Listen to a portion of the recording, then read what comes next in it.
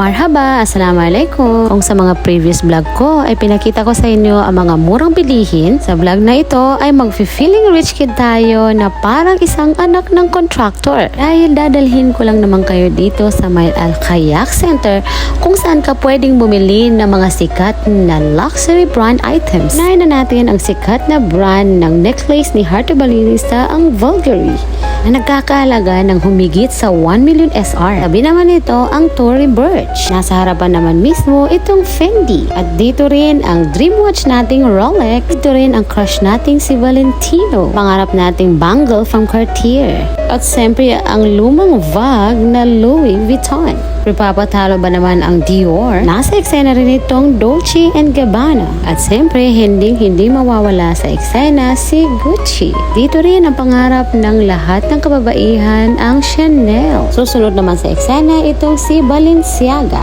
At napakarami pang luxury brand items na bukod sa wala na nga akong pambili ay napakahirap pang i-pronounce. Kaya kung ikaw isang contractor, halina't bumili na dito sa may Al-Kayak Center sa Tahliya sa may Jeddah. Maasalamat!